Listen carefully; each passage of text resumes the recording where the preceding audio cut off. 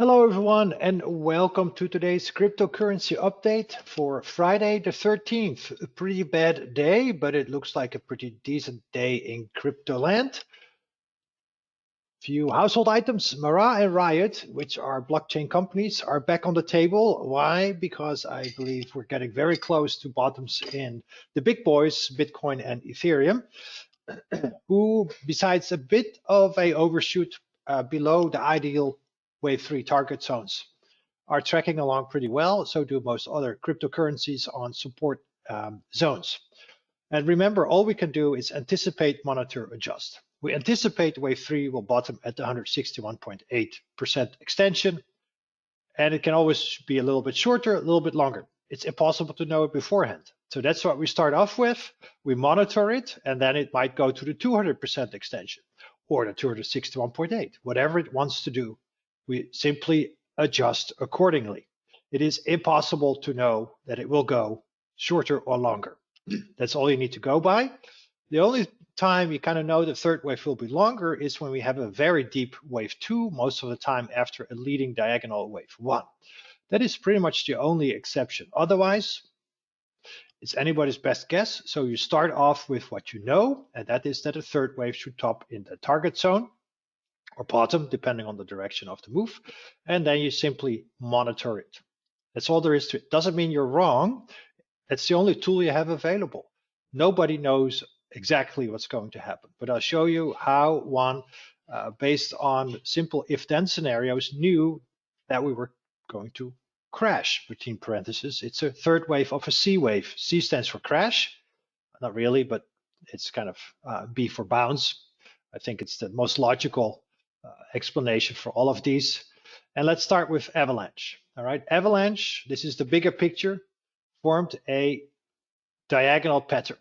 Here in blue is the path I was looking for. If we would get above 120, we had a breakout and we would have a subdividing diagonal further. Instead, we got the breakdown. I already said the $1.60 level must hold. If it doesn't, this is going to fall back to around 13. Why? Because that is the start of this diagonal pattern. Some people say, no, the diagonal started here. No, it started here because this is truly where we start to find a diagonal pattern, not before it. Okay, so we have a nice 1, 2, 3, 4 pattern in place, and I like it. This looks complete. Might have to adjust it a little bit like this. There you go. Okay, there we go. And we have a nice pattern. We didn't break above 120. We didn't hold 160. So we knew our if-then scenarios. This is the beauty of technical analysis and Elliott wave. If we break above a new all-time high, we can move higher. If we break lower, then we're going to look to the lower target. Now, we are now trading at about $33. Doesn't have to go to 13, but that is the simple symmetry breakdown level. Okay, please note this is on a log scale, so it is not linear, but we're getting already very close as we bottomed at 22. So in that sense, the risk reward starts to favor, of course, the reward. And that would then complete wave 2, in my humble opinion. And then wave 3 can start. Okay, we're not there yet. I have no signs of a reversal, of course, in place. That will ultimately be a break back above, I would say, probably about $1.100, but we're gonna get there once we get there. For now, this would be wave 2. So we have a wave 1 targeted about 170, and it started at almost 0. So if we do a simple assessment for where wave 3 should top, let's say we have $150 advance for wave 1, wave 2 is going to bottom at $15, we'll keep it round, then wave 3 should top at about 150 times 1.618 plus 15, 255. That's the ideal target for wave 3. Doesn't mean jump on the bandwagon. We have no confirmation whatsoever. For all intent and purposes, we might see a Luna type of event. I hope you all printed out Luna's chart and put it next to your screen and have it in your back pocket forever, just to show you that why you have to have stops in place, why you need to sell in the target zones or raise stops, all those good things. If you could get out at Luna when it was still trading at 50, 60, 70, 80, $90, you would have done great and your stop would still have been filled. If you have a broker who doesn't allow you to have stops, that's plain robbery. Do not use any of those. Go to a broker that has stops, or make sure you track the price diligently. You can only have stellar performance if you put in the effort. Lewis Hamilton is 7 times Formula One world champion. Do you think he just gets there by doing nothing? He doesn't even have a girlfriend on purpose because it would interfere with his goal of becoming world champion. That's how dedicated these people are. I'm not saying you shouldn't have a girlfriend, a partner, or a wife, whoever you choose to be with, but it just shows you you want to be world champion, you have to put in a lot of effort. You want to make money in this, you got to put in a lot of effort. I put in a lot of effort. I try to help you, but in the end, you do have to make your trading decisions. Right? That's what it is. And we all have different risk assessments on how much loss we're willing to take and how much profits we want to take as well. But remember, risk is number one. Luna forever, ever will be the example of what it is that risk means to your portfolio and why risk is so much more important, why amateurs look at profits, forget the risk, and lose it all. I have honestly no sympathy for those that lost their money in Luna. That's on you. If you hadn't had stops in place, I'm sorry. That is really on you. Put all your savings in it, all your eggs in one basket. Stupid. It's stupid. I don't know what else to say. And then not tracking it, you just think it will go up forever. Who are you? There's so many tools available to you that should never happen. And it continues to repeat itself over and over and over again. It's fantastic in that sense. It's always the same story. Let's blame it on somebody else. No, you knew Luna 77 was the cutoff because it could drop to 37. So if you're still long Luna, that's on you. Same with all the other cryptocurrencies. It all depends on your trading time frame. But remember, if Luna can go to zero, everything else can potentially go to zero. Zero is the floor, and that's, of course, not what we ever want to do. I cannot repeat it often enough. Binance Coin. Binance Coin, right here at the 205 level, that's the bullish cutoff. So right here in the ideal wave 4 target zone. So far, I still prefer to track it as a wave 3, a wave 4. It looks like a classic ABC lower so far. Strong reaction of the 205 level. This month, we bottomed at 207. It's unbelievable. And now we'll have to see if we can break back above the B wave high. That is now resistance. Resistance is at about 460, right? If we can get above resistance, that will really suggest that wave 5 is underway to new, fresh, all-time highs, probably in the 1,000 level, okay? Above here, and wave 5 technically confirmed. So if one has to wait for it to trade above 450 to go to about 1,000, that is still a very, very nice gain, right? The lower your entry, the higher your risk, the bigger the reward, but all come, of course, with a, excuse me, with a price. The higher your reward, the higher also your risk. So we're still in this C wave, nothing too surprising here. We already knew it. The B wave was a little doozy, but it's nice B wave, A, B, C lower so far. Okay, look at the MACD setup that I was looking for. So far, we got the dip. So this is tracking along nicely, and we should eventually see if we get the primary 5, right? It's not set in stone that we get the primary 5. That's why I say below 205 increases the odds that we are going to go much lower, and we have completed a much larger wave. But so far, I like this wave count, everything tracking along quite nicely.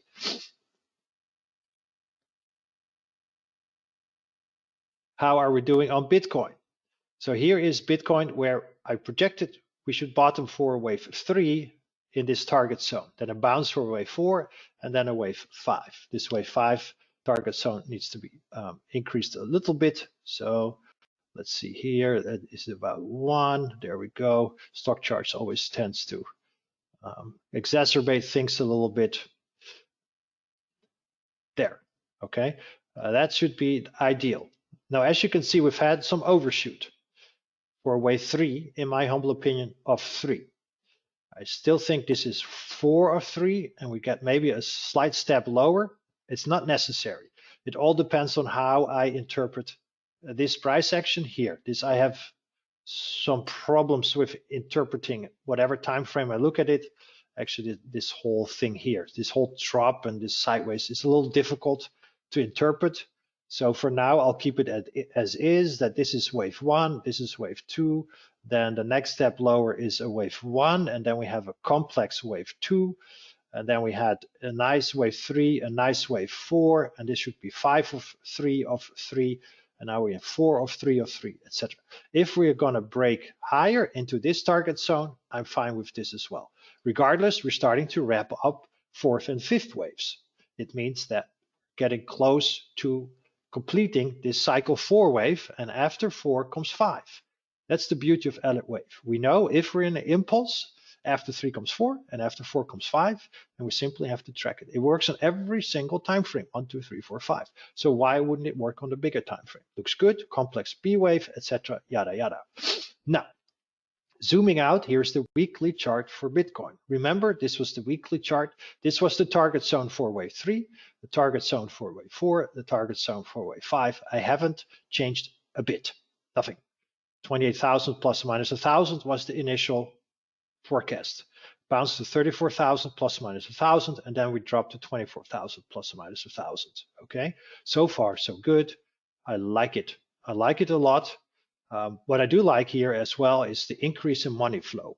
No guarantee it will drop again, but this looks good. It seems like larger investors, in my humble opinion, are starting to pour money into Bitcoin. This is money flow. It's not super strong yet, as we had here in December of last year, or 2020, but it's good. It's not that people are pouring money out, they're actually pouring money in. This is probably, as I said, larger investors, not necessarily your mom and pop. They have too little liquidity. So somebody's buying, so that's pretty good. 3, 4, and 5, that's the expected pattern. How long this will unfold, we'll have to wait and see. I have no reason to believe this is not going to unfold. Okay, we have here the 200-week moving average. That might be an excellent support zone. And then once we've completed 5 waves lower, we're going to look for, at a minimum, 3 waves back up. Excuse me. And then the primary expectation is for wave 5 to 100,000. Yes, yes, yes, it's still there. So again, from a long-term perspective, the risk reward is quite in favor of this. I'm not going to say you should buy. That's up to you. It all depends on your trading time frame. We had the B wave target zone reached 1, the 2 target zone reached 3. So it's logical to expect 4 and 5. Now it all depends on how high 4 wants to go. It doesn't have to follow necessarily the ideal wave pattern, but this is what we go by, and so far so good, no surprises. Ethereum, here as well, we had some overshoot. This was the anticipated wave 3 target zone. Question is, of course, was Friday and Thursday, Tuesday already red wave 4 and red wave 3. It's possible, though, based on the daily candles as well as Bitcoin, I prefer the wave count as shown with a bit of a extended third wave. By the way, wouldn't be surprised if we get a bit of a shallow wave 5. Okay, so this is still the preferred path. 3 should now be in 4 and then 5 to about, I would say, somewhere around 1700 and 1500. Ultimately, again, we need to break, of course, above this trend line to know that the low is in place, because then we are starting to trade below this line that has held all the upside in check. And of course, ultimately, we're going to break above here. If this is all going to transpire, as I think it will, then we should target again into the 7 to 15,000, one step at a time, on how high it actually will go. So here is Ethereum's weekly chart as well. This was the A wave we had. Then I anticipated this B wave in black, and then a C wave, and then the wave 5. Now, this was in black, the anticipated path. All right, devil is in the details. What do we get? This red, A, B, C. Why? Because we always know B waves are gonna subdivide in 3 waves, but I'm not gonna too much bother with the details. I just want to show you the general path. It took a while here. We have had in this case, about 1 month, 2 months, 2.5 months almost of a B wave, apparently good enough. And now in wave C, so we got the downdraft going and we are right here at the ideal wave C04 target zone. So somewhere around 1600 plus or minus 100 should be a very nice low for Ethereum. It will require a break above the B wave high to know there that wave 5 is already on its way. Unless, of course, we're dealing with a very complex wave 4, and this is only wave A of wave 4, wave B of wave, etc. That's not the preferred path. So this is then, I'm going to do this in green there. That's the very nice cutoff. I do this one in green as well there, and then still, of course, this is still the anticipated path. So far so good. No surprises. We're still quite oversold here. So I do expect this wave 4 and 5, as I showed you on the daily chart, to fill in.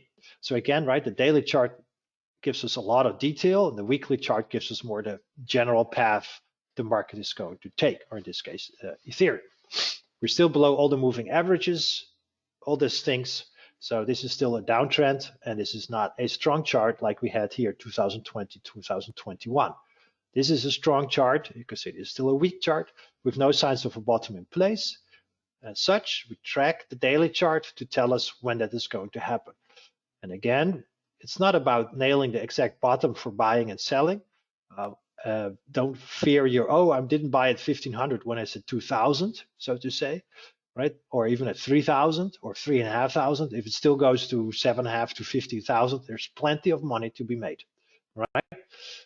Now, also here, money flow is increasing since February. Interesting feature. I like it. It is what it is. So it tells us that money is being poured into Ethereum. Interesting enough. All right, Matic or Polygon is at 70 cents support, fell through it, and it appears to be now resistance. So this one can target into the 40 cents. So we have now support, and this means that this is now resistance. Very simple. The trend is, of course, still down, and this is simple symmetry. Okay, so this is now our high risk is at 70 cents, right? We simply move. The medium risk is now at $1. But I'm gonna keep the low risk at the 200-day moving average, okay, which is now at about 175, 170, okay, ultimately. Of course, the 200-day moving average is going to rapidly decline. So at some point, the low risk entry will be a very low threshold to take, just as it was here in 2020-21, just as we saw here at the lower level of your screen. Eventually, it's a very easy threshold to take, and we'll get back into this type of uptrend. And I'll show you the bigger picture wave count for this otherwise quite beautiful altcoin. Here's the bigger wave count. So we had 1, we had 2. I'm going to change the label here. This is 1. I think we have enough. Price date is 2, and then this should be 3, and then this should be 4. So far, so good. And then a wave 5 fits reasonably well, in my humble opinion, with what we're seeing. So far, the monthly candle is in the ideal wave 4 target zone. I really don't want to see it close too much below, I said 60 cents, because if we close below 60 cents, as I showed you here, we can go to 40 cents. 40 cents is right there. Again, the ideal wave 4 target zone has been reached. So far, so good. And now we need to see price eventually break higher to suggest this is, I think, the 180 level is the next level to watch for confirmation for this wave 5. Remember here below 130, I said that's the warning sign, and that matched quite well here with the levels we had here assessed on the daily chart. that would then cause the breakdown. And that is so far what's happening. Note this is a log scale chart. And you see here we have reached nice symmetry once again on a log scale. Nice symmetry. We're right there. The warning level was 1.3. And that's what I mean, just as with Luna, those are your warning levels. You got to keep these charts with you. I cannot update everything all the time. And if not, then always ask, right? You can always send me an email. Hey, how about Matic? What's the warning level again? All right, here to help you to make sure you're not going to get caught on the wrong side of things. And then it's 1.3. That's the warning level, because then we can go to 1.6. That's a 50% haircut. And going from 1.6 to 1.4 is not a 25% haircut. That's nothing to mince about. So it is quite severe. Even if something drops from $10 to 10 cents, you think it's a bargain, it can go from 10 cents to 1 cent. You still lose 90%. So always be cautious with the risk, right? Always cautious with the risk. So then we go to Mara. Mara and Riot are back on the table because these are blockchain companies, and they will rally when the cryptos start to rally, right? So I think we have, since 2020, nice 5 waves higher here. Let me annotate this a little bit better for you there, 5. And we're now completing an A, a B, and a C wave. Ideally, this C wave will go down to about $7. Then the upside potential is quite tremendous because we topped here at about 85. We went from about, say, 0, so 85 times 2 is 170. And if we go to 170 plus 7, so this can easily target into the 180s. Not bad, but I have no signs of a bottom being in place, but I do have signs of so far an A, a B, and a C wave lower. If I move here to the daily chart, I have the same here, the A, the B, the C. The B wave was pathetic. Normally I'd expect 38.2 to 61.8% retrace, didn't get it. 5 waves lower, 3 waves higher, and it's now working on its last little 4th and 5th waves, in my humble opinion, to complete what I would call primary 2. Weekly chart supports this as well, primary 1, then primary 2, and then we should get primary 3 and 4. But again, I have no signs of a bottom in place, so we'll have to watch this carefully. But once the Bitcoins and the Ethereum start to rally, this one will rally, of course, as well. Same for Riot, okay, Riot back on the table, then we should start to look for 3, 4, and 5, cycle 3, cycle 4, etc. Okay, no signs of a bottom in place. Does look corrective to the downside. So also that should then complete a primary 2, and then we can start rallying for 3, 4, and 5. And of course, the cutoff level here is at about $20 to really start confirming, maybe 25, that wave 2 has completed. But we'll get there when we get there. So there's a lot of good things, I think, on the horizon. We might just not be there just yet based on the shorter term wave count for Bitcoin and Ethereum, which in my humble opinion are the main drivers for crypto land. If anything, I prefer to just bet on these two and not chase any of these altcoins. If anything, Luna told you what can happen with altcoin. Whatever the reason is, hackers, scams, whatever the media says it is, that doesn't matter. What matters is, of course, that you have stops in place for a very good reason. They are your lifesaver. All right, so that's really all I have for today. So things are tracking along quite nicely. Let's see what we're going to get over the weekend if we get a more complex 3, 4, and 5 setup. But I think we're having a good grip and handle on what's happening right now. I don't see a total crash yet, but again, it can happen. Everything can go to 0, so there is never no risk. If you want no risk, then one should not be alive. Then you have no risk, so to say. But that's of course not a very happy perspective. So let's keep tracking this. The waves are progressing quite nicely. A few little question marks on how exactly the late April, early May price action needs to be interpreted, but eventually it will figure itself out. I think we have a good 3, 4, and 5 setup to follow. We'll monitor it. We'll adjust a little bit accordingly because of the overshoot. Everything else is still nicely following along. And I think we're getting close to very excellent buying opportunities that once those target zones are reached, we start to look for confirmation by upside breakouts. and then I think it's good times ahead, because you always remember it is darkest just before dawn.